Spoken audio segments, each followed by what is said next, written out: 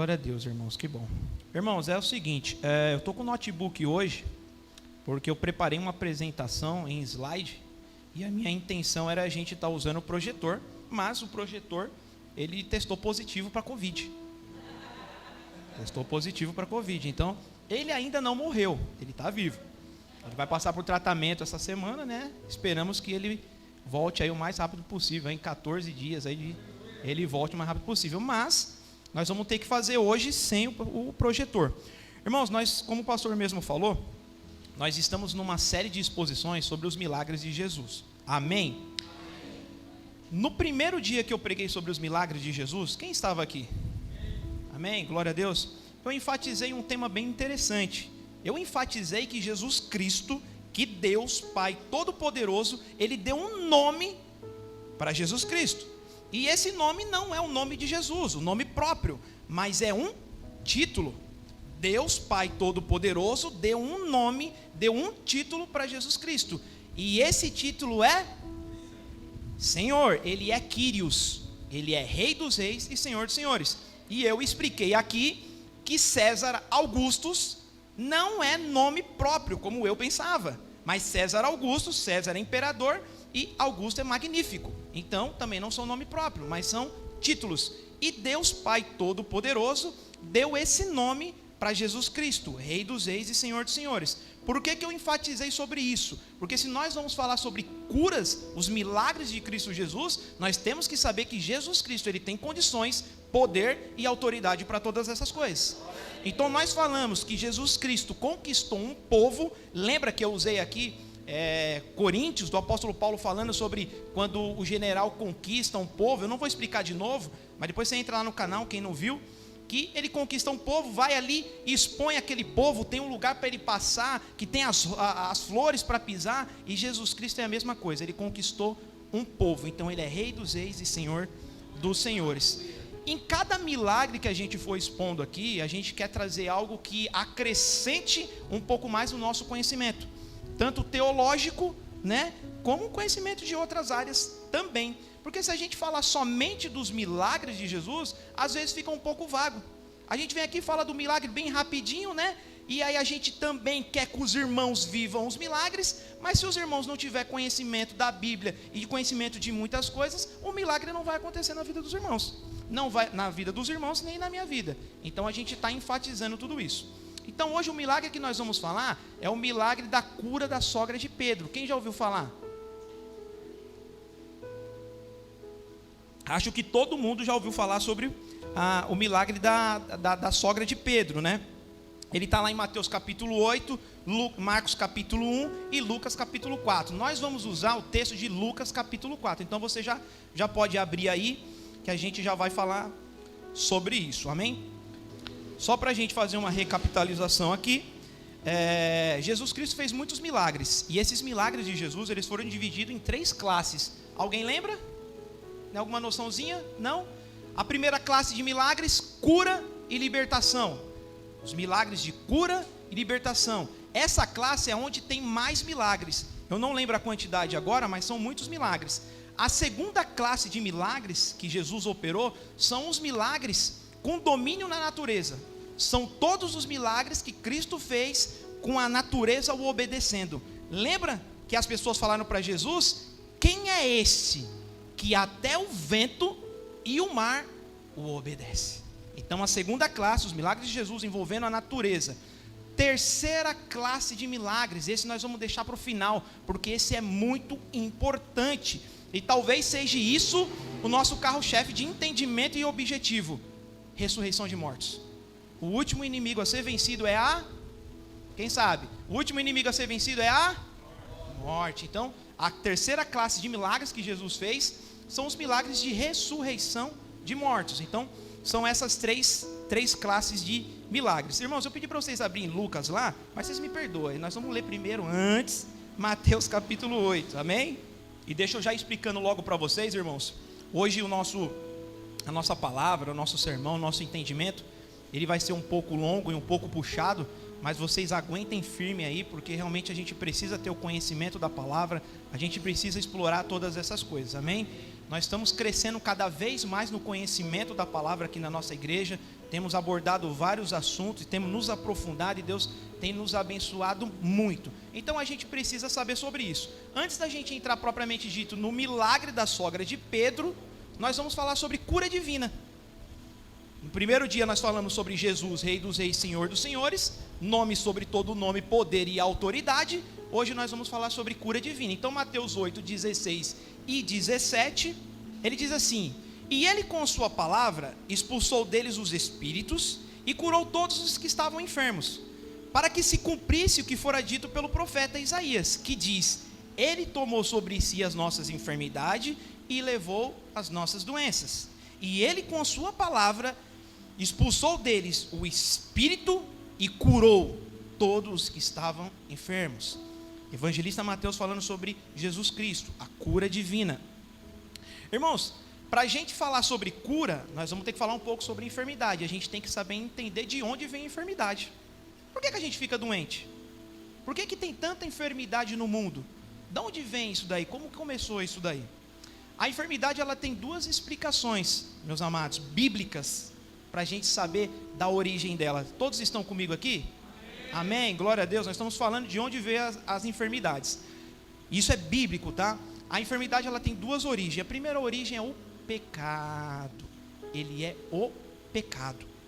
Quando Deus criou o homem e a mulher e o jardim do Éden, tudo estava em perfeita harmonia, era tudo certinho, tudo bonitinho, não tinha problema, não tinha enfermidade, não tinha dor e não tinha nada. A partir do momento que o homem pecou, e aí a enfermidade entra junto com o pecado. E o texto base para a gente poder elucidar isso daí é João 5,14. Será que vocês conseguem me acompanhar? Porque a gente não tem projetor, eu vou falando, se vocês conseguirem abrir bem rapidinho, a gente vai lendo, se vocês não abrir, eu leio aqui e está tudo bem. João 5,14. Nós estamos falando da enfermidade. O primeiro ponto é que ela veio do pecado. Depois Jesus encontrou no templo e disse-lhe: eis que já está são, não peque mais, para que não te suceda coisa pior. Jesus curou uma pessoa aqui, agora ele está dizendo assim: ó, não peque mais, porque se você pecar vai te acontecer coisa pior. Então o pecado traz enfermidade. Uma das origens da enfermidade, das doenças, é o pecado. O segundo, irmãos, é o próprio chifrudo, Satanás, o capetão que a gente conhece, né? A gente ouve falar dele aí, Satanás. E lá em Atos 10, 38, vai um pouquinho mais para frente, isso é bom de Bíblia, joga para frente aí. Mateus, Marcos, Lucas, João, Atos dos Apóstolos, capítulo 10, versículo 38, está dizendo lá: como Deus ungiu a Jesus de Nazaré com o Espírito Santo e com virtude, o qual andou fazendo bem e curando a todos os oprimidos pelo diabo, porque Deus era com ele, os oprimidos pelo diabo. Atos capítulo 10, versículo 38 está dizendo que a enfermidade vem do Satanás, do capeta. Então, irmãos, Satanás também coloca enfermidade nas pessoas e ele oprime as pessoas, infelizmente. Então, uma das respostas aí para a enfermidade é o pecado e o próprio Satanás. Amém até aí? Sabemos de onde vem a enfermidade. Agora nós vamos falar sobre a provisão de Deus. A provisão de Deus através da redenção é tão abrangente quanto ao problema do pecado. Abrangente, ela alcançou. O pecado entrou no mundo e contaminou todo mundo, né? A palavra de Deus fala que nós somos filhos da desobediência, né? Nós somos pecadores não porque cometemos pecado, nós somos pecadores por conta do pecado que foi lá em Adão e Eva, e nós já nascemos com pecado. Ou seja, já falei isso aqui um monte de vezes. Quando você tem um filho, um bebezinho, que nem eu falei aqui, hashtag vem Moisésinho ou Biazinha. Quando o filhinho do Moisés ou da Biazinha nascer, aí vai lá, pinta o quartinho, faz todas aquelas coisinhas, a roupinha bonitinha, pecador.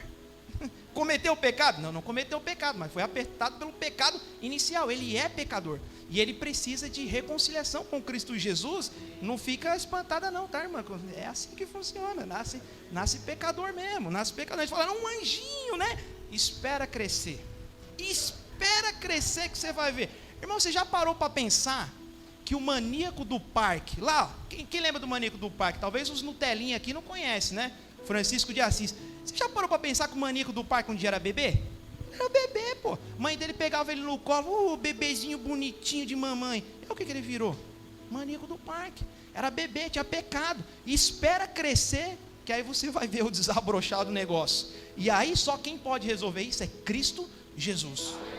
Então os nossos filhos também são pecadores. E se eles não se reconciliar com Deus através de Cristo Jesus, aí é ladeira abaixo, irmãos. Então o sacrifício de Cristo Jesus, ele foi tão abrangente como o pecado. Como o pecado afetou toda a humanidade, o sacrifício de Cristo deu acesso a toda a humanidade. Né? Aqui tem uma teologia que o pessoal faz que às vezes ela é equivocada. Então eles dizem assim, ó, o pecado entrou no mundo e afetou todo mundo. Cristo fez o seu sacrifício na cruz e salvou todo mundo. Isso é verdade ou é mentira? Mentira. O pecado é verdade, afetou todo mundo, mas o sacrifício de Cristo está disponível para todo mundo, mas é só para aquele que crê.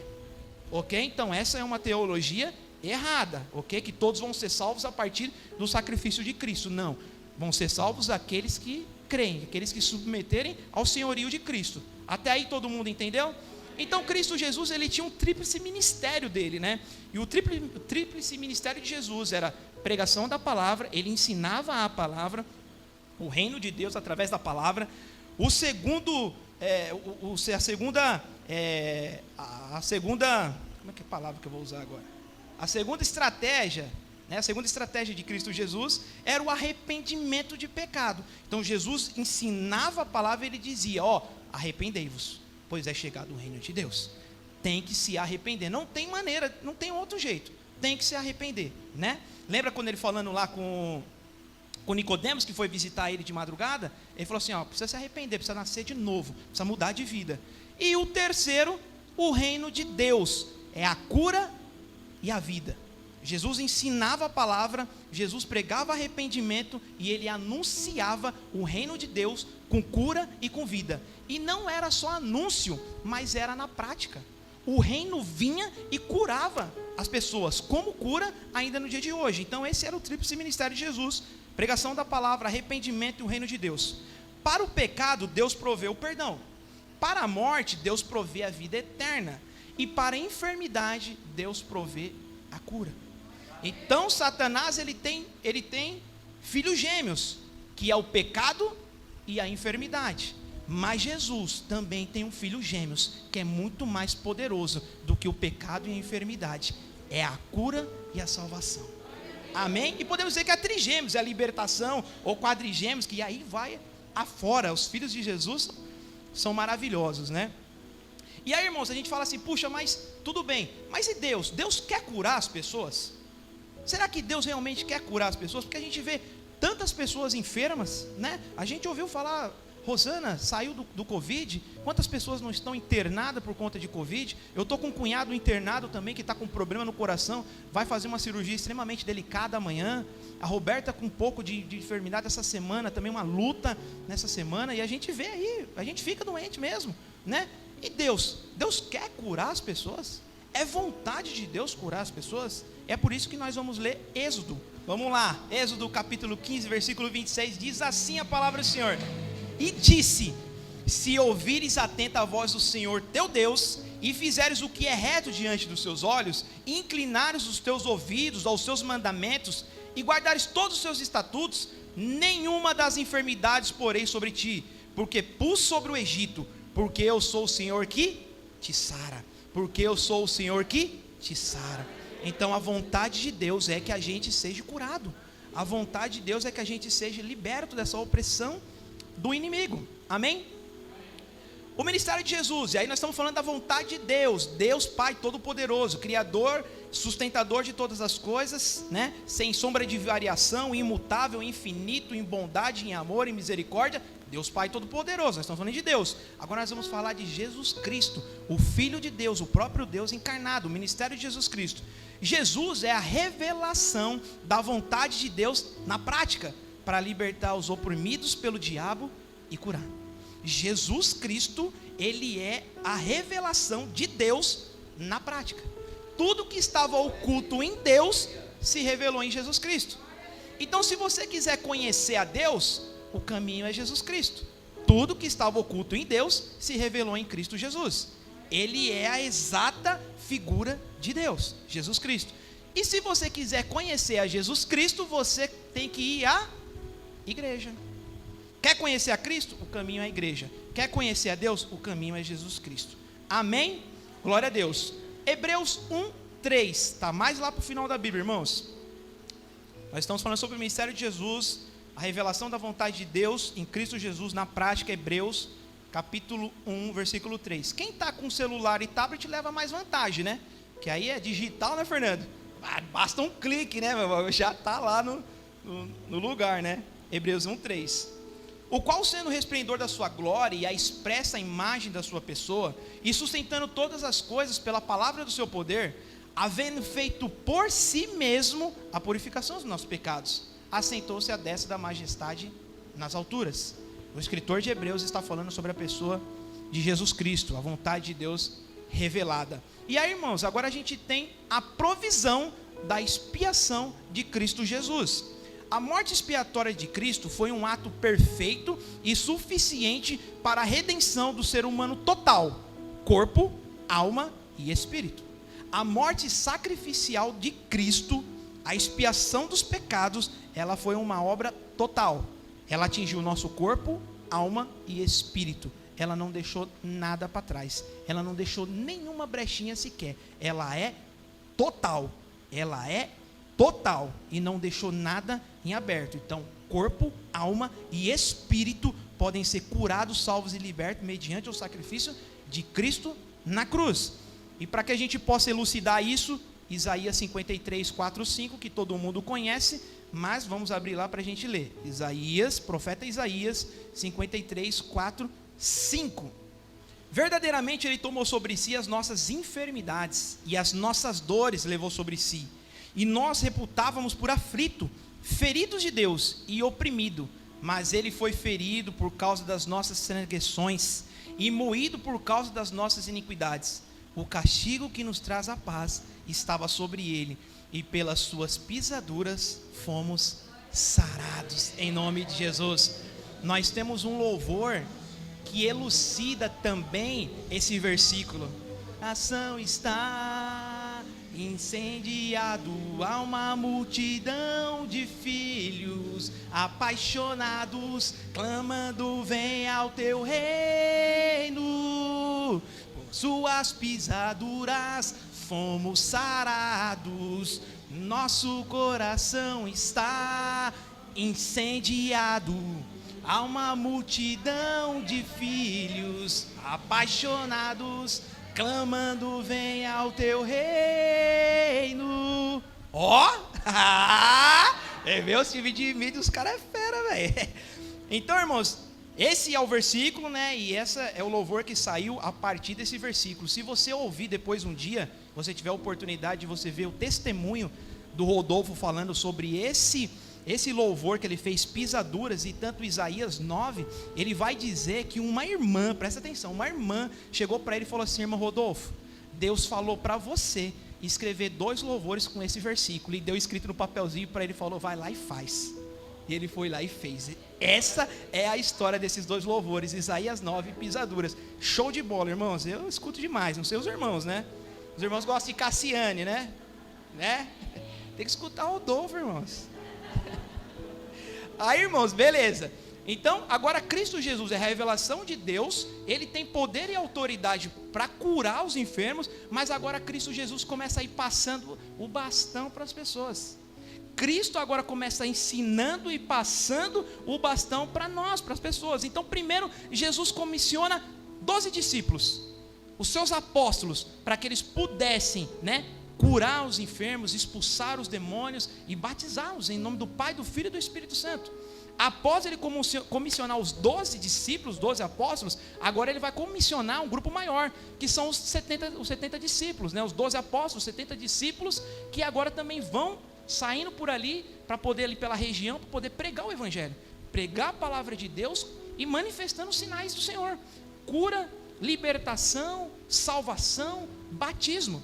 E aí depois Jesus amplia ainda mais, dos 12 passou para os 70, dos 70 agora passou para uma igreja que é sem número, sem tamanho. a partir de Atos dos Apóstolos, agora depois no dia de Pentecoste, essa palavra ela se expande por todo mundo.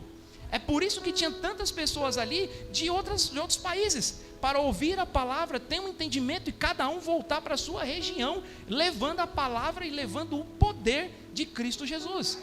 E aí nós somos impactados aqui no Parque Bristo. Você sabia que no dia de Pentecoste, lá em Atos capítulo 2, tinha um morador do Parque Bristo lá? Tinha, ele estava lá, ele ouviu a palavra, ele falou em línguas, e aí ele veio para cá e trouxe o evangelho. Brincadeira, tá, irmão? Isso é brincadeira. Mas é mais ou menos o que aconteceu. Cada pessoa de uma região acabou levando a palavra, né? Então, irmãos, a revelação da vontade de Deus sobre a cura, o ministério contínuo através da igreja, o Novo Testamento ele registra 3 maneiras com o poder de Deus e a fé manifesta através da igreja para curar. Tem 3 maneiras que é manifestado através da igreja para que possa obter cura. Nós ainda estamos falando sobre cura divina, tá, irmãos? Nós não chegamos na sogra ainda, tá? Ainda não chegou lá na sogra ainda. Estamos no namoro, depois é noivar, casar, aí nós vamos ter sogra. Por enquanto a gente ainda não tem sogra, nós estamos falando da cura divina.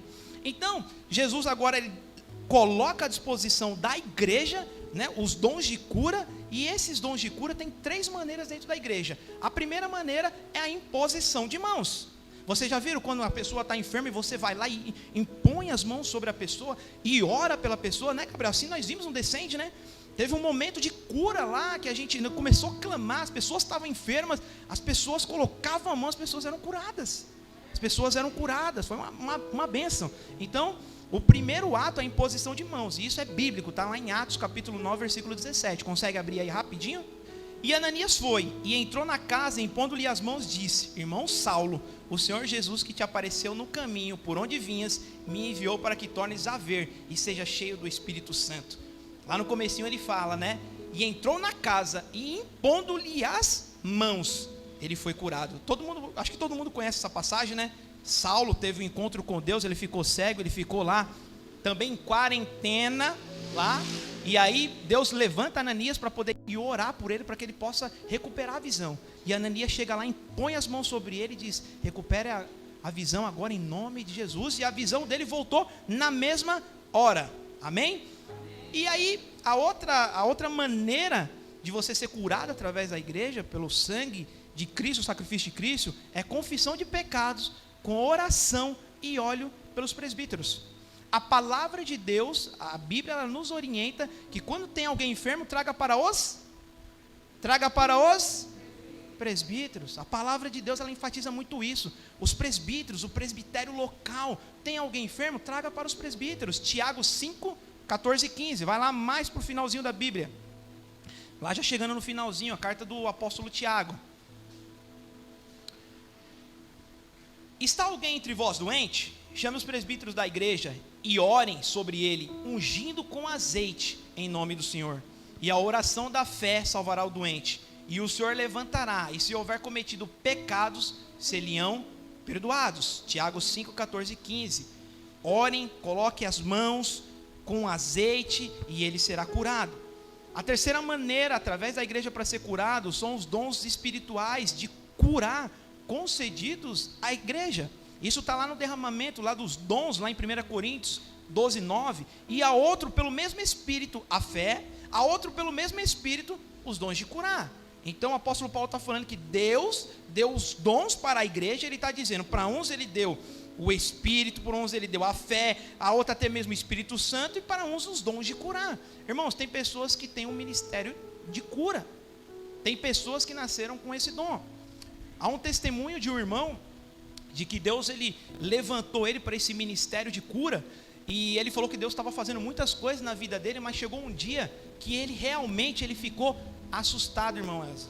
Ele ficou assustado, porque ele já estava orando pelas pessoas, e as pessoas estavam sendo curadas. Só que as enfermidades que as pessoas estavam sendo curadas, são aquelas enfermidades que a gente não pode ver. Sabe aquelas enfermidades que ninguém vê? Então, por exemplo, eu falo assim: pastor Henrique, eu estou com uma dor no meu ombro, o senhor pode orar por mim? Aí o pastor ora e a dor some. Eu falo: pastor, sumiu. Mas alguém viu? Alguém viu minha dor?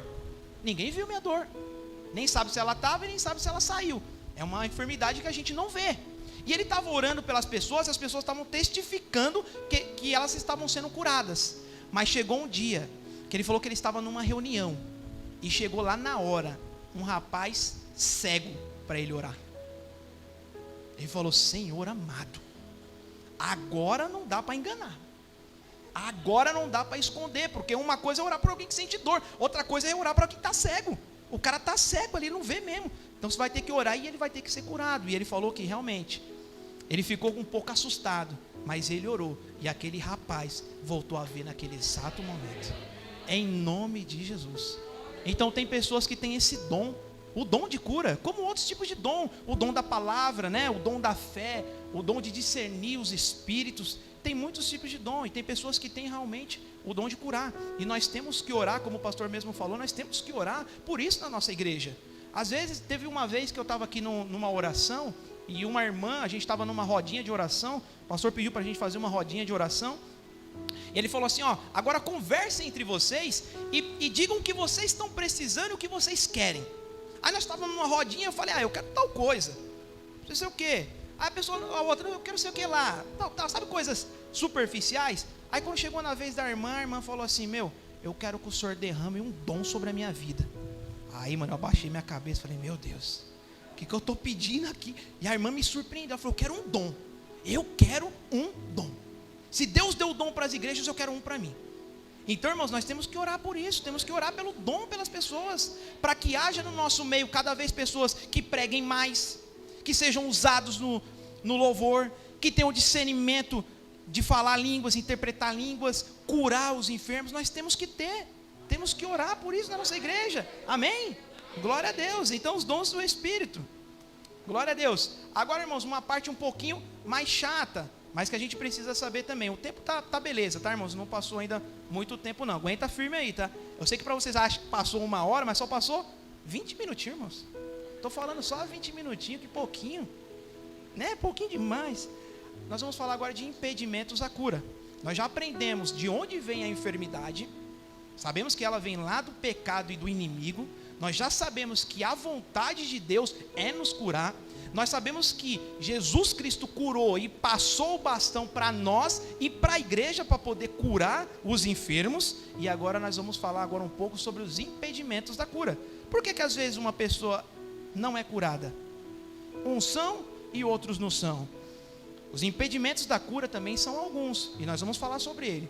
O primeiro impedimento da cura, irmãos, é o pecado não confesso. Você pode ler comigo lá, Tiago capítulo 5:16, carta do apóstolo Tiago, 5:16, pecados não confessos.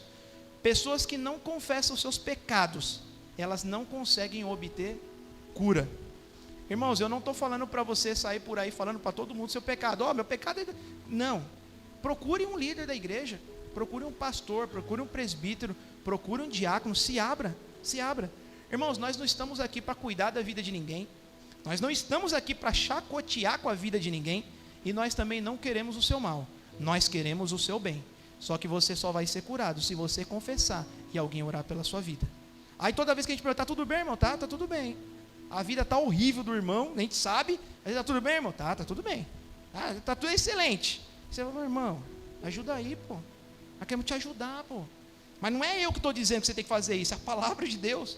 Não é o Davi que tirou isso da cabeça. Mas a palavra de Deus diz assim: confessai as vossas culpas uns aos outros e orai pelos outros, para que sareis. A oração feita por um justo pode ir muito em seus efeitos. Aí você fica sofrendo calado, não é curado, não recebe a bênção, porque você não quer se abrir, porque você não quer falar, tá? E nós estamos aqui para te apoiar, para te orientar. Nós não estamos aqui para poder sair falando do seu pecado por aí. Amém? Glória a Deus. Segundo impedimento, opressão ou domínio demoníaco. Uma das pessoas que não são curadas porque elas estão oprimidas pelo inimigo. Isso aqui é forte, irmãos, isso aqui é muito forte. Abre comigo Lucas 13, 11, 13. Evangelho de Lucas 13, 11, 13. E eis que estava ali uma mulher que tinha um espírito de enfermidade. Havia 18 anos e andava curvada, e não podia de modo algum endireitar-se. E vendo a Jesus, chamou a si e disse-lhe: mulher, está livre de tua enfermidade. E pôs as mãos sobre ela, e logo se endireitou e glorificava a Deus. Irmãos, essa palavra aqui é muito forte. Essa semana eu vi isso. Eu estava passando pela rua e uma senhora, ela andava assim, presta atenção, ela andava assim, não porque ela queria, ela andava daquele jeito. E na hora que eu vi aquela senhora, eu já lembrei da palavra. Aqui aconteceu a mesma coisa. Essa mulher chegou para Jesus totalmente encurvada, assim, ó. E não é porque ela queria. Sabe por quê? Tinha um demônio nela. Tinha um demônio nela que fazia com que ela andava curvada. Ela ia no médico, tirava uma radiografia, não aparecia nada. Ela fazia uma tomografia, não aparecia nada. Porque o problema dela não era enfermidade física, mas era enfermidade espiritual. Irmãos, Jesus é maravilhoso. O que é físico ele trata como físico, o que é espiritual é espiritual. E aí Jesus ora por ela e diz: sai agora em nome de Jesus. E ela na mesma hora ela se endireita. Irmãos, isso acontece. Eu trabalhava numa fábrica e um dia eu comentei com um rapaz, eu estava passando pelo setor e eu vi um cara esquisito. Ele estava trabalhando, ele ficava assim, pastor Almiro, ó. Ele estava lá fazendo as coisinhas dele, daqui a pouco ele fazia assim, dava uns chiliques. Eu falei, meu, o cara é esquisito, velho. Aí eu fui falar com o chefe dele. Falei, fulano, vem cá. Você já reparou aquele cara ali? O que aquele cara tem, um tique nervoso? O que é? Ele falou, Davi, aquele cara é o seguinte, ele se diz da Umbanda. E ele falou que tem um demônio que ele carrega no ombro dele. E toda hora ele fica fazendo assim. O cara falou que ele carregava um demônio. E cheio de guia assim, eu passava perto dele e repreendia. Está repreendido em nome de Jesus. Está repreendido em nome de Jesus. Aí, irmãos, eu até falava com a Roberta, né? Às vezes as pessoas brincam, né? Porque a gente trabalha sozinho nos lugares trancados. Fala assim, meu, você não tem demônio? Você não tem medo de alma penada? De demônio? Eu falei, meu, quem tem que ter medo? É eles que tem que ter medo de mim. Não é eu que tenho que ter medo deles. Sou filho de Cristo Jesus, tenho poder e autoridade. Eu vim para perturbar eles. Não é eles que vão me perturbar, não. Eu estou tranquilo. Eles têm que ter medo de mim. Eu passava perto dele e repreendia. Está repreendido em nome de Jesus. Mas ele realmente tinha. E aí ele fisicamente agora começa a expressar algo espiritual. Algo espiritual. Então, às vezes as pessoas, elas não são curadas porque estão sendo oprimidas pelo inimigo. Tem um inimigo agindo ali mesmo na vida dela e ela fisicamente externa essa opressão. Terrível isso. Medo e ansiedade aguda também faz com que a gente não receba a nossa cura. Está lá em Filipenses capítulo 4, 6, 7. Carta aos Filipenses, que é a carta da alegria. Carta da alegria. Filipenses 4, versículos 6 e 7. Não estejais inquietos por coisa alguma, antes as vossas petições sejam em tudo conhecidas diante de Deus pela oração e súplica com ação de graça. E a paz de Deus, que excede todo entendimento, guardará os vossos corações, os vossos pensamentos em Cristo Jesus. O apóstolo Paulo está dizendo, não estejais inquietos por coisa alguma, mas antes as suas orações sejam conhecidas de Deus. Medo e ansiedade impede que você também obtenha cura. Irmãos, insucesso do passado também impede que você tenha cura. Você teve uma experiência negativa no passado, algo que te aborreceu, que te constrangeu, algo que não deu certo na sua vida, agora você traz para o presente e fala, não vai dar mais certo, porque lá atrás não deu, já tive a experiência e agora não vai dar certo. Mentira, isso é mentira, mas é um impedimento para que a cura aconteça na sua vida. Evangelho de Marcos 5, 2 e 6. E que havia padecido muito com muitos médicos, e despedindo tudo quanto tinha, nada lhe aproveitando isso, antes indo a pior. Isso aqui é a passagem da mulher do fluxo de sangue, né? Ela já tinha gastado tudo que ela tinha. Se ela fosse ficar olhando para o passado e falar, não, já tive muitos problemas, já gastei tudo que tinha, já fui para tudo quanto é lugar, e não deu certo, agora não vai dar certo. Mas graças ao Senhor, que ela não se empreendeu aos erros do passado, e ela partiu para o presente e para o futuro, em Cristo Jesus, e recebeu a cura dela. Marcos 10, 48, aproveitando que você já está no livro aí, Marcos 10, 48. Um dos outros impedimentos para uma cura são as pessoas. As pessoas também às vezes influenciam para que a gente não receba a cura. Marcos 10, 48 diz assim, e muitos o repreendiam para que ele se calasse, mas ele clamava cada vez mais, filho de Davi, tenha misericórdia de mim. Então aquele cego querendo a cura, e muitas pessoas falando para ele, para de incomodar o mestre, chega, você já é cego mesmo, você já está aí há tanto tempo cego, deixa o mestre seguir o caminho dele aí, tem outras pessoas, vai olhar para você. Irmãos, não podemos ouvir o que as pessoas falam, não podemos, nós temos que acreditar na palavra de Deus. Lembra?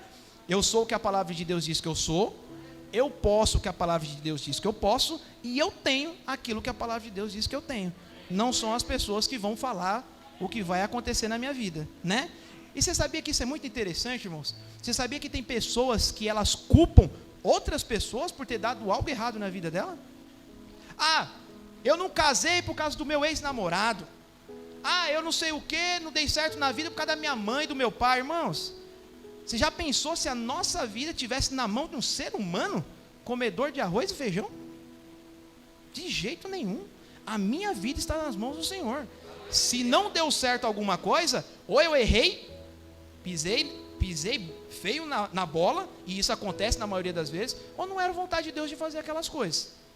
Tá? Mas Deus quer abençoar os seus filhos. Deus não quer castigar ninguém. Então não coloca a culpa nas pessoas não, dizendo que as pessoas é responsável por você estar assim, porque não é não. Outra coisa que impede a cura, irmãos, é um ensino antibíblico. Pessoas que ouvem a palavra de uma maneira e entendem de outra, ou até mesmo o pessoal ensina errado mesmo e ele aprende errado mesmo. Isso também atrapalha. Em Marcos 7,13 elucida isso para nós, para a gente aprender. No mesmo evangelho aí, eu tentei colocar o mais próximo possível para os irmãos poderem abrir mais rápido, 7,13. Invalidando assim a palavra de Deus pela vossa tradição, que vos ordenastes, e muitas coisas fazeis semelhante a essas, invalidando assim a palavra de Deus. Irmãos, então, uma das artimanhas do inimigo, você sabia que uma das artimanhas do inimigo é usar a própria palavra de Deus para poder fazer as pessoas errarem? Você sabia? Você pega, por exemplo, o Evangelho segundo Allan Kardec, o Evangelho segundo o Espiritismo, ele está usando a própria palavra de Deus. Ele está usando a palavra de Deus para desviar as pessoas. Ele está usando a palavra de Deus para poder enganar as pessoas. Então você pode muito bem, com a própria palavra de Deus, usar ela de uma maneira errada e equivocada e atrapalhar a vida das pessoas. E você sair totalmente enganado com a própria palavra de Deus. Que coisa interessante, né? Que coisa interessante. Porque a palavra de Deus em si, sozinha, se ela não estiver acompanhada do Espírito Santo, irmãos, ela não faz efeito. Você precisa ter essa junção, palavra e o Espírito, vontade de Deus na sua vida, porque senão você não consegue entender, não consegue aproveitar, e ela pode ser até prejuízo na sua vida, aleluia. Outro fator, Marcos 11:23, ainda estamos falando dos impedimentos da cura, tá? Insucesso do passado, as pessoas, ensino antibíblico, e esse último aqui, a negligência dos presbíteros, ou negligência daqueles que estão à frente no trabalho da igreja, entendeu? Pastora, pastor Almir, Davi também, todos os outros que estão à frente aí do ministério. Negligência dos presbíteros também impede que as pessoas tenham cura. Marcos 11:23 diz assim: porque em verdade vos digo que qualquer que disser a esse monte, ergue-te e te lança-te no mar, e não duvidar em seu coração, mas crê que se fará aquilo que diz, tudo o que disser será feito. Então, se eu vou orar para uma pessoa, eu sou o presbítero, eu sou o pastor, mas se eu mesmo estou duvidando que ele vai ser curado, ele não vai ser curado nunca. Então a pessoa está sendo impedida de ser curada por conta da minha dúvida. Irmãos, eu digo para você o seguinte: você que ora pelos enfermos, se você está com dúvida, nem ora. Se você não tem fé para aquilo, não ora. Deixa para que outro vá e ora. Ah, mas eu vou passar vergonha porque pediu para mim orar e eu não vou orar. Irmãos, nós não estamos aqui por causa da nossa reputação, não. Nós estamos aqui pelo reino. Então, se você vê que não vai contribuir, passinho para trás. Outro passinho para trás. Fala: se tiver alguém com mais fé do que eu, vá. Porque eu estou sem fé e não estou acreditando que isso vai acontecer. Então nós que oramos pelas pessoas também podemos impedir a cura das pessoas se a gente duvidar da palavra de Deus. Isso é seríssimo. Seríssimo. Amém? Então esses são os impedimentos da cura, irmãos. Nós temos que tomar bastante cuidado e atenção em saber de tudo isso. Acabamos essa parte do impedimento da cura. Agora nós vamos falar de algo bem legal e bastante proveitoso. Então o que nós devemos fazer para poder conquistar a cura, para poder estarmos no caminho certo da cura divina? E eu listei alguns pontos aqui. Primeiro ponto: buscar a presença de Deus para a sua vida. O pastor Henrique foi cirúrgico, preciso naquilo que ele falou. Ele falou: nós precisamos ter uma vida de comunhão com o Senhor. Então você imagina assim, eu falei isso aqui no dia da oração de Maria aos pés da cruz. Nós estamos falando sobre os 7 passos de obter resposta na oração. Quem quer resposta de oração? Todo mundo quer. Só que você precisa saber de algumas coisas para que você possa obter resposta. Então, por exemplo, a fé, ela vai aumentando gradativamente. Eu usei aqui o exemplo do pastor Fred. Quando o pastor Fred desceu para Bertioga, ele teve fé para ele abrir mão de um computador, de uma lojinha que ele abriu mão, pouquinha coisa, mas ele teve fé que Deus ia abençoar ele lá, porque tinha uma palavra. Quando ele chegou lá, e aí a fé dele vai aumentando, ele vai exercitando, recentemente eles compraram 5 galpões de 600 mil reais com 30 mil na conta. Vocês estão entendendo? Só que a fé, ela aumenta gradativamente. Uma pessoa que não tem fé, que não tem comunhão com Deus, ela não vai comprar 5 galpões por 600 mil reais com 30 mil na conta. Você vai exercitando a tua fé, você vai exercitando e ela vai aumentando. Então é a mesma coisa com nós. Se eu quero obter cura, eu tenho que ter relacionamento com Deus. Não adianta eu não ter relacionamento com Deus, não tenho relacionamento com Deus, e agora eu estou enfermo, mas enfermo de verdade, eu estou com câncer. O médico está falando para mim assim, ó, metástase, já espalhou para o corpo inteiro. Eu nunca tive relacionamento com Deus, eu vou chegar lá agora, vou pedir cura pelo câncer, pela metástase. É estranho, não é? Deus pode ter misericórdia? Claro que pode. E o nosso Deus é especialista em misericórdia. Mas, irmãos, nós temos que antever isso. Eu preciso, lembra do livro 30 dias para uma vida sem arrependimento? Eu preciso chegar no tempo de câncer, à beira da morte, para mim ter um relacionamento com Deus? Será que eu já não posso ter agora? Agora que eu já estou bem, eu vou esperar o leite derramar para me poder correr lá? Aí vai ficar mais difícil, né? Então nós temos que ter essa presença, essa busca de Deus. E o versículo para elucidar isso é Romanos 12:3. Porque pela graça que me é dado, digo a cada um dentre vós que não pense em si mesmo além do que convém. Antes pense com moderação, conforme a medida da fé que Deus repartiu a cada um. É Deus que dá a fé por essa busca do relacionamento com Ele. Conforme você vai buscando ao Senhor, o Senhor vai acrescentando cada vez mais fé, cada vez mais fé. Segundo ponto, encher a sua mente e o coração da palavra de Deus. No mesmo Romanos 10, volta um pouquinho, Romanos 10:17. Encher sua mente e o coração da palavra de Deus. De sorte que a fé, ela vem pelo ouvir, e ouvir a palavra de Deus. Todo mundo conhece esse versículo. De sorte que a fé vem pelo ouvir e ouvir a palavra de Deus. Eu estava conversando com o Gabriel, né? Vocês viram que recentemente eu adquiri um livro lá, o livro que eu estava esperando há muito tempo. Ele chama Evangelho Completo. Ele é do Leandro Vieira, da Família dos que Creem. E ele lançou, eu comprei no pré-lançamento pela internet, já chegou. Eu postei lá no WhatsApp, aí o Gabriel comentou, falou, puxa Davi, que livro bacana mesmo, legal, tal. Eu falei, é mesmo. Aí eu falei, quando eu terminar de ler, eu te empresto. Aí eu falei para ele, mas você já leu Cosmovisão Profética? Ele falou, não, Davi, ainda não li. Eu falei, então eu vou te emprestar ele. Você vai lendo ele, quando eu terminar eu te mando outro. O que eu quero dizer com isso, irmãos?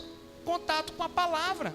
Ora está lendo a palavra de Deus, ora está lendo um livro de um bom autor, ora está vendo a experiência de um irmão. Contato com a palavra, se enchendo da palavra. Agora não adianta eu ficar o dia todo no WhatsApp, Facebook, Instagram, séries da Netflix e por aí vai. E aí, irmão, como é que vai fazer? Como é que vai fazer? Não tem jeito. Tem jeito.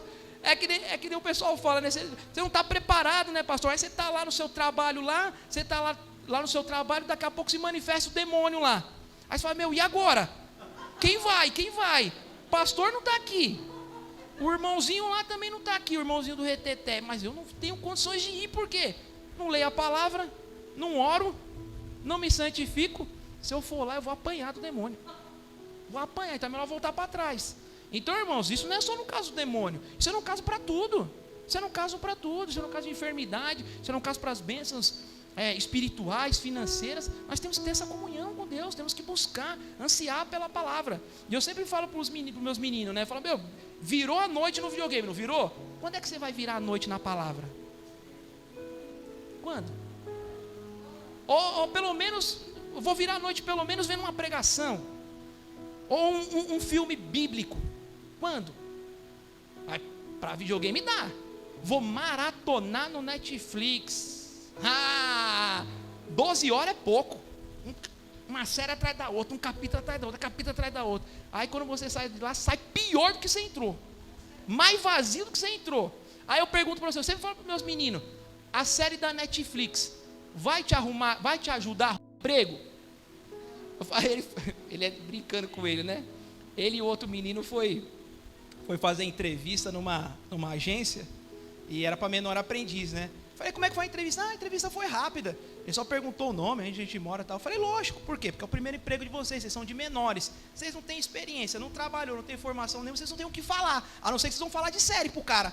Vai série da Netflix, meme. Vou contar um meme pro cara, né? O que mais que eu vou falar para ele? De jogos. Mano, jogo Pro Clubes, FIFA. Isso interessa pro cara, meu. Ninguém quer saber, irmão. Ninguém quer saber. Então a sua série da Netflix vai morrer com você. Vai servir para nada. Vai te ajudar quando você precisar de uma petição para o Senhor? Não vai ajudar. Irmão, não vai ajudar, infelizmente. Até hoje eu estou tentando buscar nessas séries aí algo que fala, não, puxa, ajudou nessa área da vida. Eu até hoje ainda não encontrei. Eu queria que os irmãos que tivessem aí falassem, não, esse ponto de vista é bom, traz esse benefício. Eu queria que vocês viessem me contar.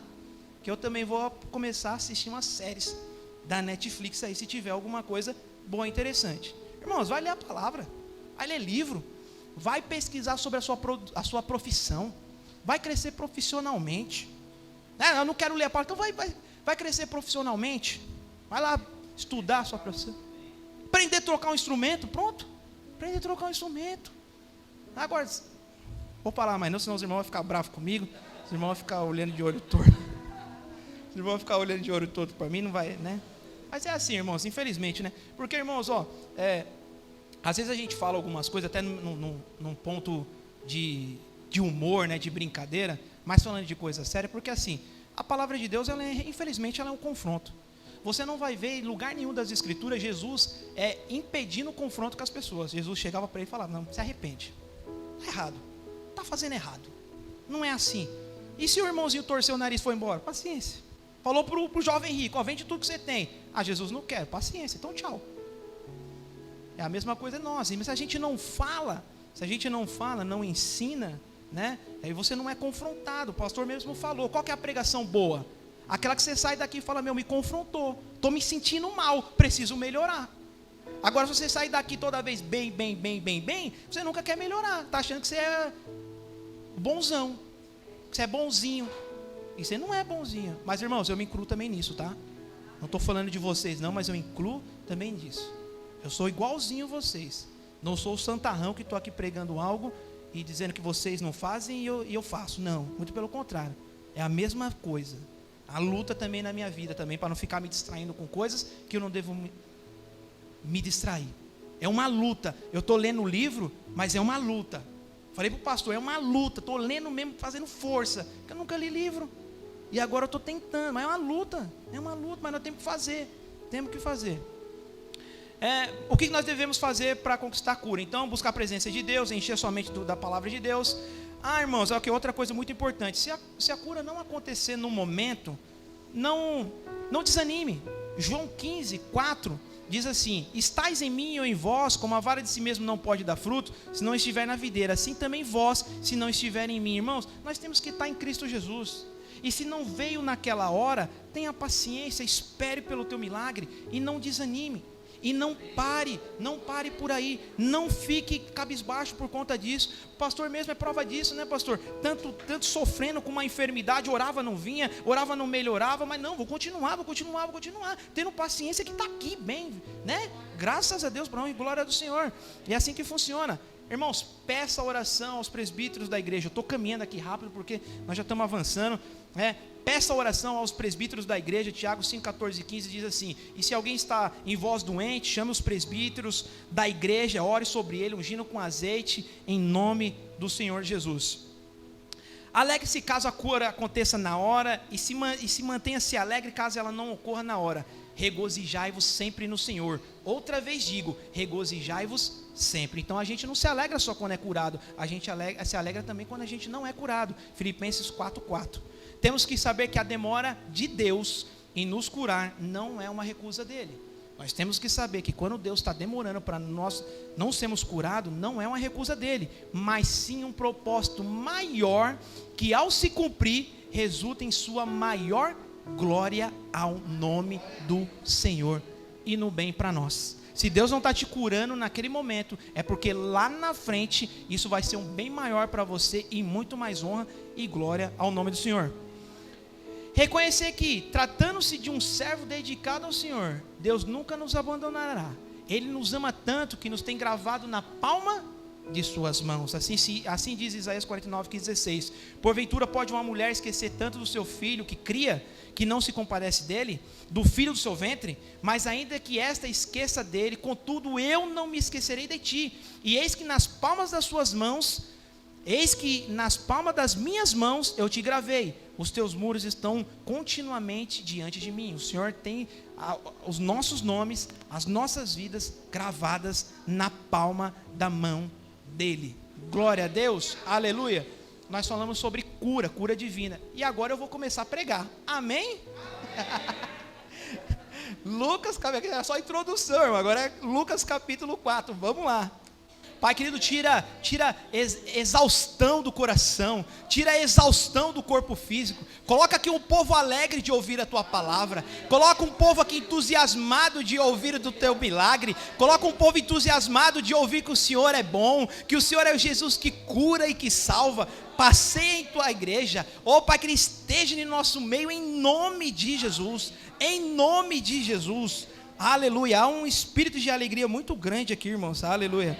Há um espírito maravilhoso de alegria, de calmaria em nome de Jesus, aleluia, em nome de Jesus, em nome de Jesus. Irmãos, Lucas capítulo 4, ele vai falar sobre a cura da sogra de Pedro no versículo 37, só que Lucas capítulo 4, ele tem uma timeline que o pastor mesmo ele já falou. Então o que acontece? Jesus Cristo no início do seu ministério, primeiro ele está lá no deserto, sendo tentado pelo inimigo, 40 dias, jejum brabo, não tem nada para comer, nem água, barriga nas costas, aparece lá quem? O capeta, e fala assim, tá com fome, hein? O filho de Deus tem que ter vitória. Ele falou, não precisa, nem só de pão viverás um homem, mas de toda palavra que sai da boca de Deus. O inimigo vai tentando ele pela palavra vence o inimigo vai embora e Cristo sai dali, é abençoado pelos anjos, e você já sabe disso. Eu estou correndo aqui, e aí o Senhor sai de lá. Quando o Senhor sai de lá, ele começa a pregar nas sinagogas, ele começa a pregar na Galileia, na sinagoga, nas igrejas. Ele começa a pregar nas igrejas. E aí as pessoas agora começam a conhecer a Cristo Jesus através de sua palavra, através da sua pregação. Ainda não pela cura, mas por toda a autoridade que ele está pregando, por tudo aquilo que ele está falando, as pessoas começam a crer nele. Jesus vai para Nazaré e continua a pregar na sinagoga. Mas agora em sua terra natal, ele expõe o livro do profeta Isaías. Todos começam a admirar, mas logo a reclamar. Esse daí não é o filho do Zé? O Deão uma vez trouxe essa reflexão aqui, eu lembro até hoje.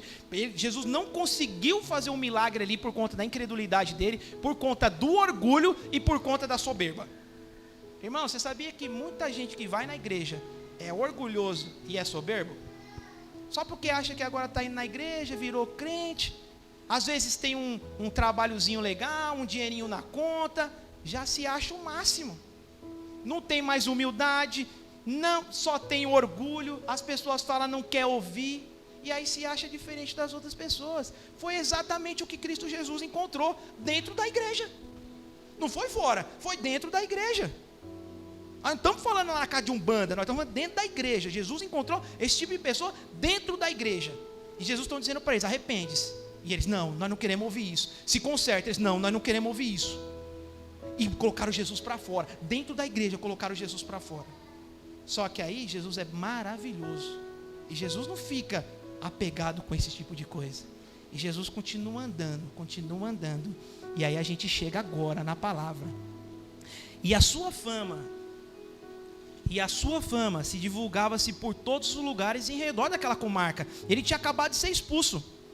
38, ora, levantando-se Jesus da sinagoga, entrou em casa de Simão, e a sogra de Simão estava enferma com muita febre, e rogaram-lhe por ela. Irmãos, olha que coisa interessante. A primeira coisa, Jesus sai da sinagoga, que era um lugar legal, bacana, chique. As escavações aí agora da época vai dizer que tinham vitrais, que tinha amplos salões, amplas colunas. Jesus sai daquele lugar muito interessante, sabe, irmão Israel, de muita grana, e ele sai agora e entra dentro da casa de Simão Pedro. Aqui tudo indica, essa casa de irmãos de Simão Pedro era simples. Casa de pedra, barro batido. Irmãos, nós estamos em 2020 depois de Cristo, nós temos toda a tecnologia. Agora você imagine casas há 2000 anos atrás. Tinha cimento, tinha coluna, tinha móveis, tinha nada. Muito simples. E Jesus entra na casa de Simão Pedro. E quando Jesus entra na casa de Simão Pedro, isso aqui que é o maravilhoso, irmãos. Ele encontra ali intimidade, ele encontra profundeza, ele encontra receptividade, que é o contrário que ele encontrou na sinagoga. Pessoas levianas, soberbas, presunçosas, que não queriam nada com nada. E Jesus se sente à vontade naquele lugar.